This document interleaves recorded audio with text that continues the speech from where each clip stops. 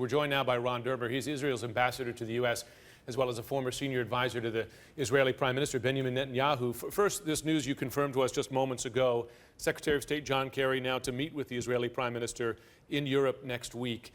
What effect do you believe he can have on the situation to calm the tensions now in Israel and the occupied territories? Well, I know they were trying to work out and schedule a meeting because the Secretary is going to be traveling to Europe and the Prime Minister is traveling to meet with Chancellor Merkel, so apparently they've been able to figure out how to coordinate that. What we hope will happen is that they will do what they were able to do last year. You will recall about a year ago, there were also attacks. Those attacks, by the way, began, these Palestinian attacks, there were a lot of attacks where cars were used to just run over civilians, used as weapons. So they called that the car intifada. Now they're calling it the knife intifada. There were these lies that were spread that Israel was going to change something on the Temple Mount or to destroy the Al-Aqsa Mosque. Obviously, that wasn't true then. It's not true now. But a year ago, Secretary Kerry and the King of Jordan and Prime Minister Netanyahu were together in Amman, and they were able to work to sort of de-escalate things. And I suppose that discussion will be, okay, how do we get back to where we were in order to calm things down? Now, this meeting will come, as you heard Secretary Kerry's spokesman, John Kirby, using the term excessive force earlier in this week to describe some of the actions by Israeli security forces. I want to ask you specifically about this because we've been watching, and Ben Wittman's on the ground there as well, the use of live fire in conflicts with unarmed protesters. In your view, is that justifiable use of force? These are not unarmed protesters. These are people who are sometimes using guns, and they are throwing rocks that have killed Israelis many times. You know, on the eve of the Jewish New Year, an Israeli was killed driving home from a rock that was thrown from a Palestinian. So let's understand, you have violent protests, and Israel is using force in order to make sure that this thing does not get even further out of hand. And sometimes so in a violent justifiable, even if the others aren't armed. There are clear rules of engagement of how we do it. And Israel is a country of law, and we will respect the law. But sometimes you have violent protests. This is not some peaceful march somewhere. You saw those images on the screens where you have things on fire, you have gunshots, you have people attacking. And sometimes you have to take action in order to prevent this from getting out of control. But I want to say something.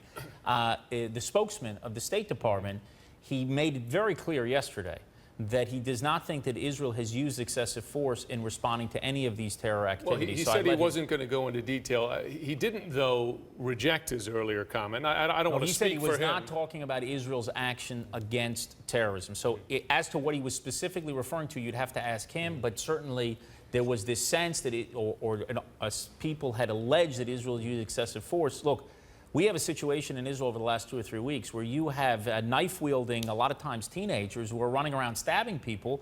We have to take the action in order to protect our population, and that's what we're doing. Well, I don't want to go anywhere near justifying this kind of violence, but I do want to get at this relationship here, because Secretary of State John Kerry, he mentioned settlements recently as contributing to the tensions in the region, saying that Israel, having expanded settlements in recent years, he didn't use that as justification for violence, certainly, and knife attacks, but he did use that to accuse Israel of helping inflame the situation. And I wonder what your response is to that. I think they were very clear that they don't see a linkage between those two things, and I'll let their words speak for themselves. Look, I think it's very important, Jim, to make a distinction between the conflict and terrorism, and people confuse the two.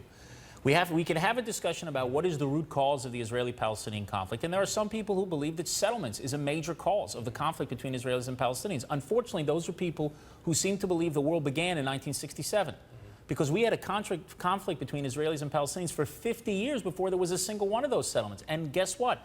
When we left Gaza and we took down every single settlement in Gaza and we went back to those 1967 lines, we didn't actually get peace. We got an Iranian terror base where thousands of rockets have been fired at Israel. We can have an argument about what the source of the conflict. For Israel, it's very clear. The conflict remains the refusal of the Palestinian national movement to accept the idea of a nation state for the Jewish people in any boundary. But there's a separate question. What is the root cause of terrorism? Not every conflict around the world leads people to have knives and guns and start killing innocent civilians. It doesn't happen in so many conflicts. You've had hundreds of conflicts. Gandhi had a legitimate grievance in India, right? He was fighting for national independence. Why didn't you see all these terror attacks happen? Because he wasn't a terrorist, he was a Democrat. Let me ask you this, because it goes to the peace process. And let's talk about the conflict, because no one's trying to justify terrorism by any means. But do both sides share responsibility for I don't want to say the death of the peace process, because who knows, it might be resurrected on any day, but for the intransigence or the paralysis of the peace process. Do both sides share responsibility? No. Look, we can try to twist all the facts. Let's just understand what has happened over the last 20 years. You have had 5, 6 different Israeli prime ministers, including this prime minister, who has tried to reach a peace agreement with the Palestinians. You've had sweeping offers made by Israel. You had one in 2000 at Camp David. Then when prime minister was Ehud Barak, he made a sweeping offer to Arafat. Everything that Arafat said that he wanted, he actually got on the negotiating table, and he walked away and he began an intifada, and he called it the Al-Aqsa Intifada at the time. Then in 2008, you had another sweeping offer from Prime Minister Olmert to President Abbas, and he didn't even respond to it. He just walked away. And for the last 6 or 7 years, President Abbas has refused to even negotiate for peace. And you have to ask yourself, why are the Palestinians refusing to even sit down at the negotiating table? Why are they doing that? Because the Prime Minister is prepared to negotiate peace tomorrow. They're not doing it because they think that they can have a peace process where only party that will make concessions is Israel. They don't think they're going to make concessions. And in order for us to have peace, Jim, both sides have to make concessions. That, I imagine all sides can agree on. Ambassador Dermot, thanks so much for joining us, and thanks for confirming the detail about Secretary Kerry's meeting with Netanyahu next week. We appreciate having you here. Thank you.